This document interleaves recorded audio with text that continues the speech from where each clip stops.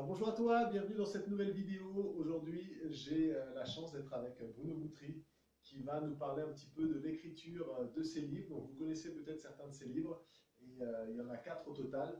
Donc dans cette vidéo, il va nous partager un petit peu les aventures à travers lesquelles il est passé pour la rédaction et puis pour l'écriture de ses livres. Et puis également, il va nous conseiller ou vous conseiller selon ce dont vous avez besoin, quel livre est peut-être le plus adapté pour vous. Donc je rappelle qu'on parle là principalement de peinture écologique et d'enduit écologique, et c'est normal parce que vous êtes sur Faisons le mur.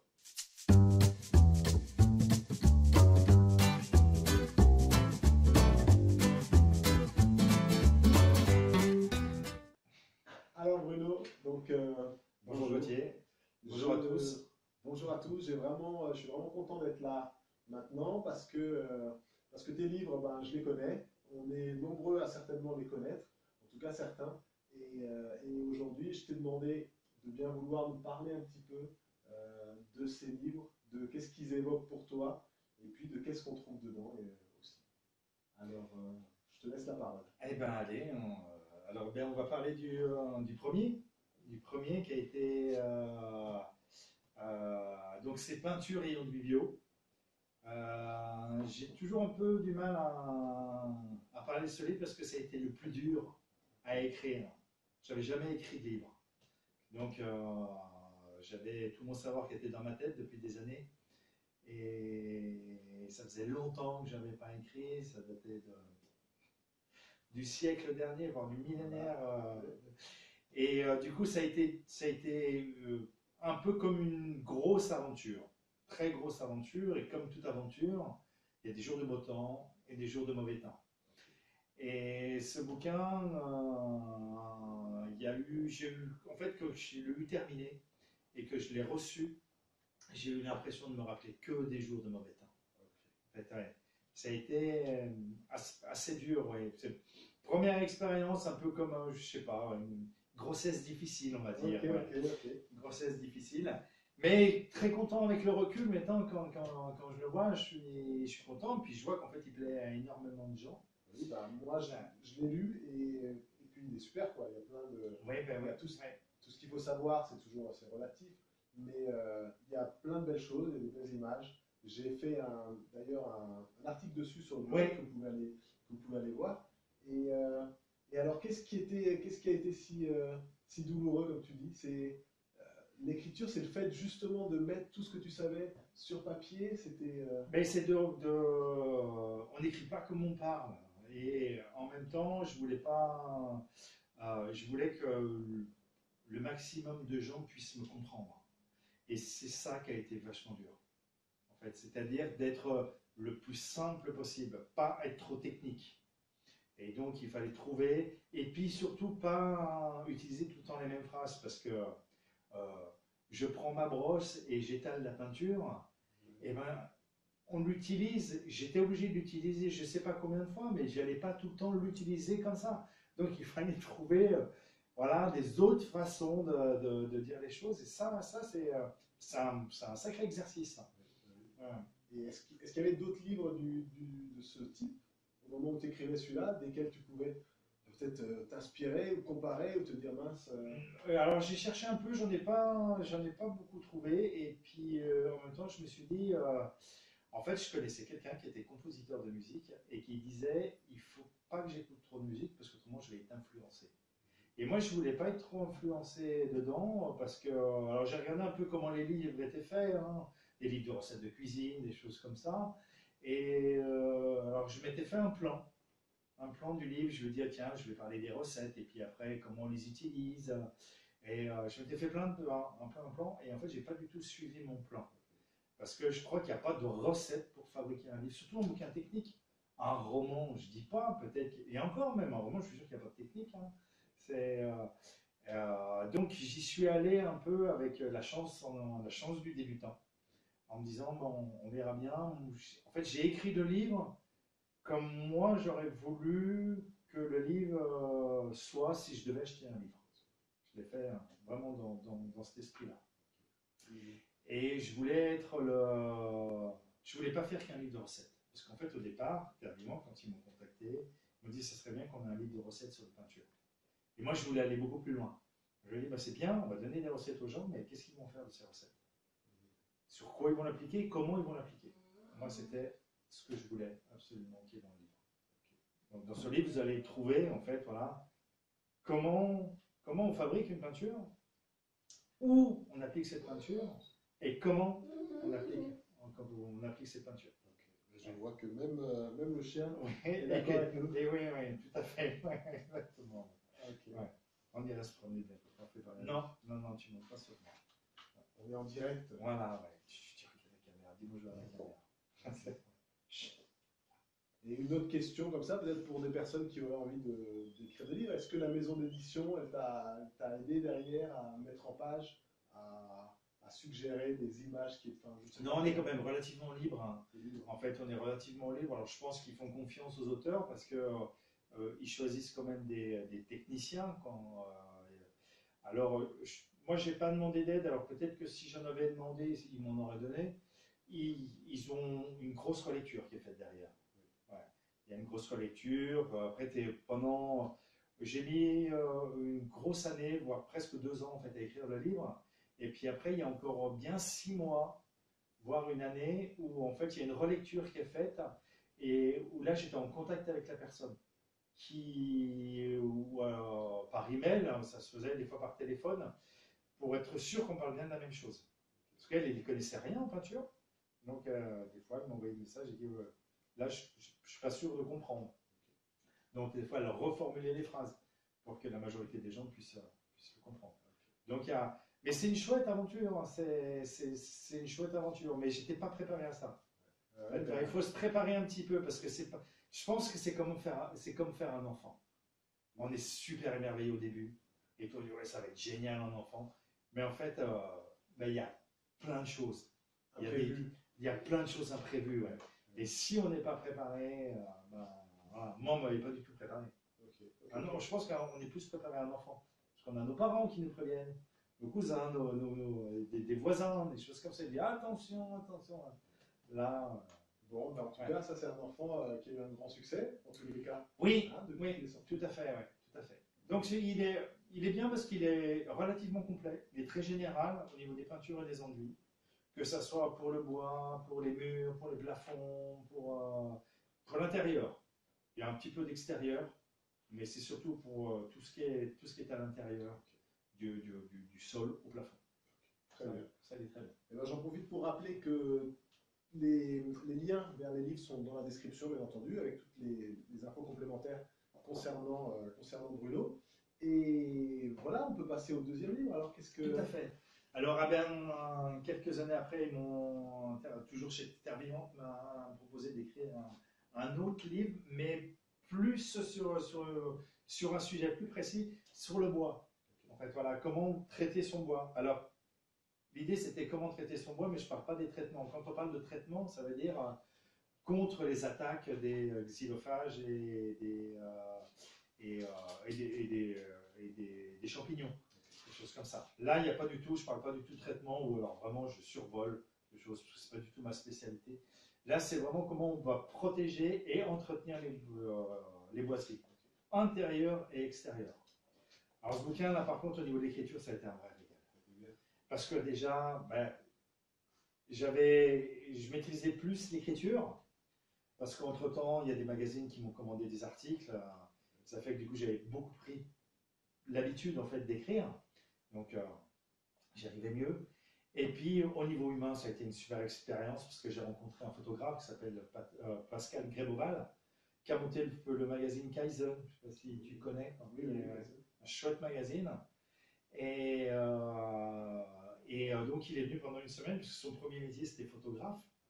Et que je ne savais pas d'ailleurs, mais il a fait des photos de mon premier livre.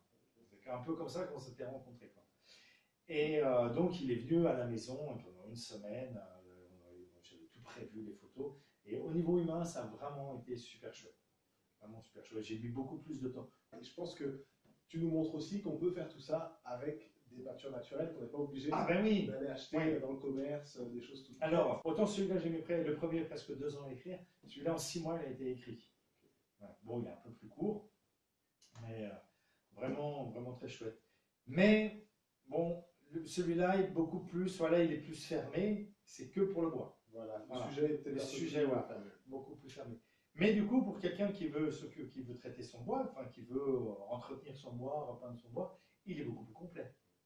Et voilà. Dans les deux livres, moi, ça a été la condition, c'est que on fabrique, comment on fabrique, comment on applique et sur quoi on applique.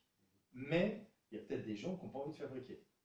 Donc, dans chaque recette, hop, on va ouvrir un petit peu pour que tu vois.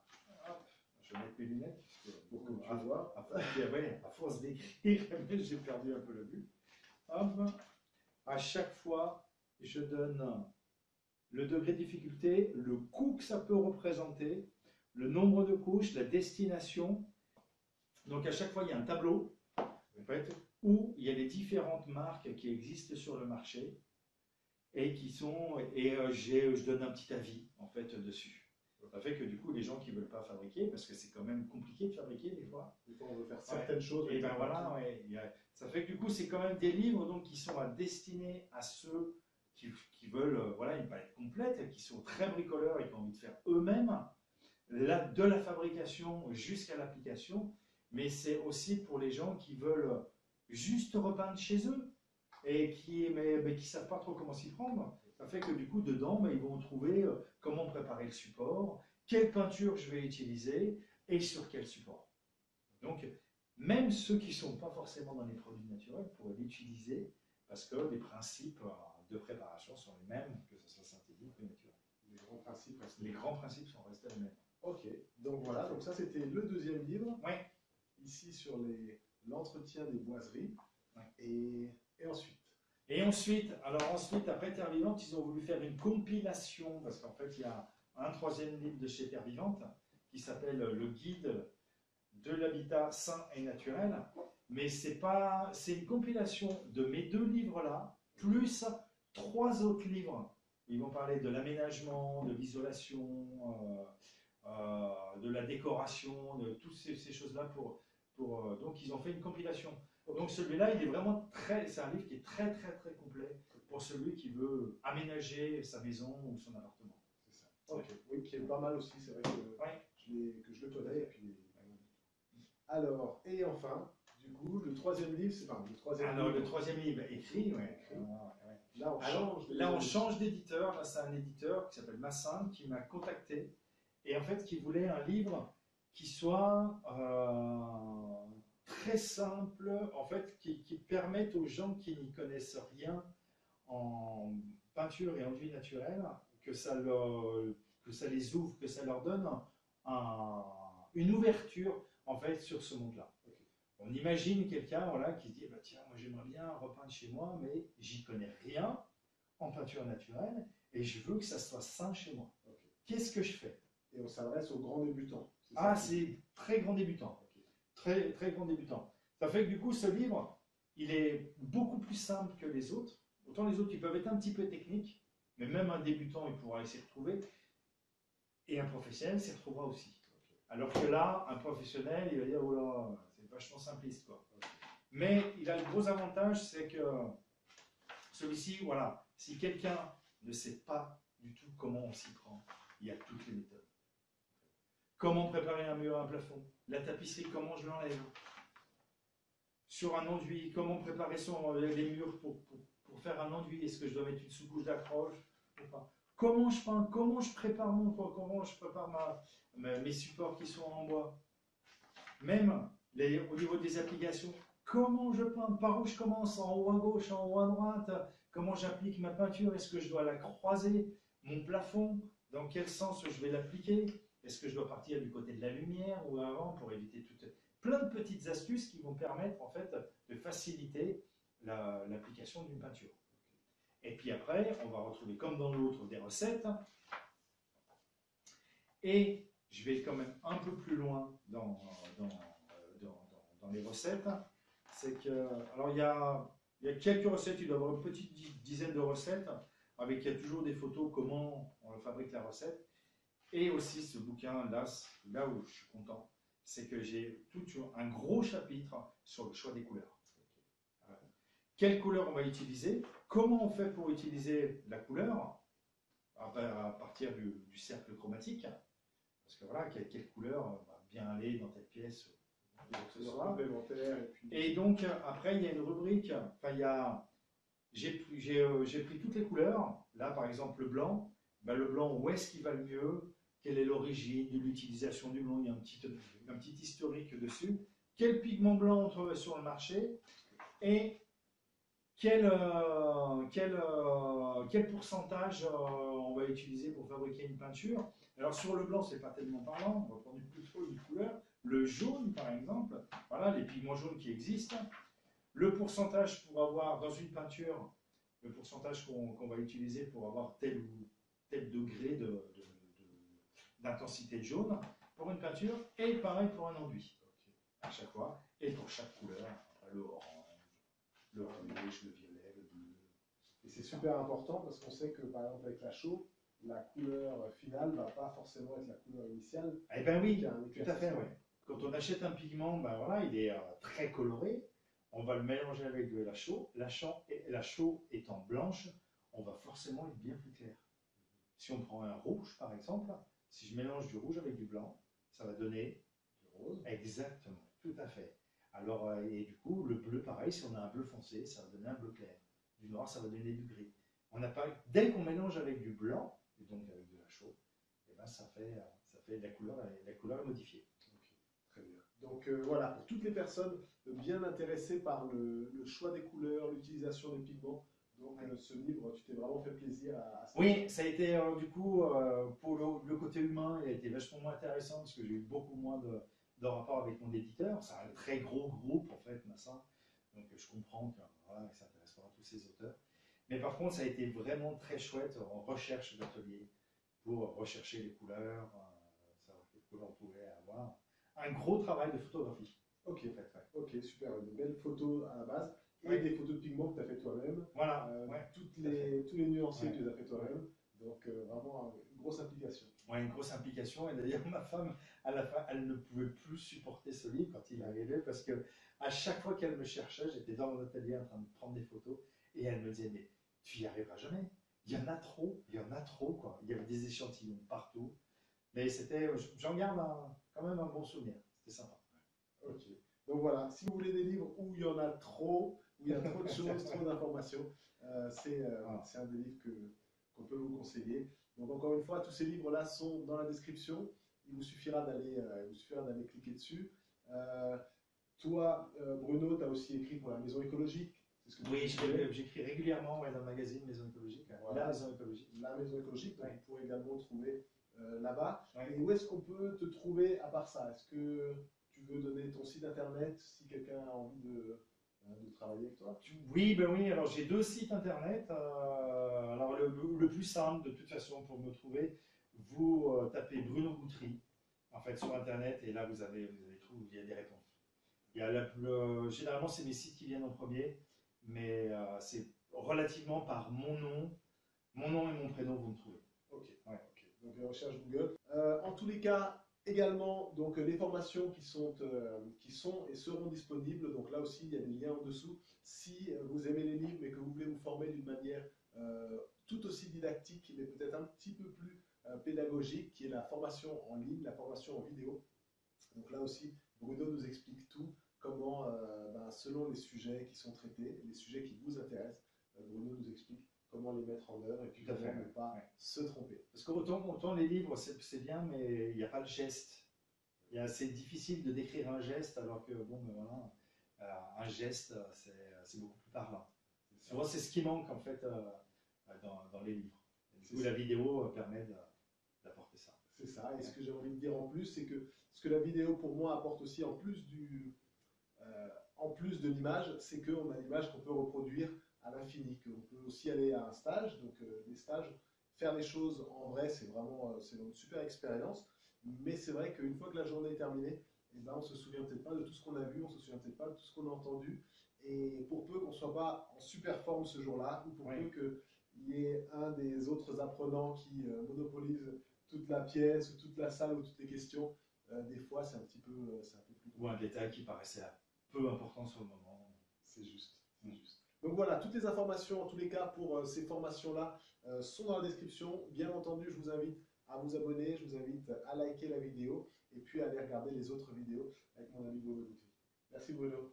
Merci à toi, à bientôt Gauthier. À très bientôt. Au revoir.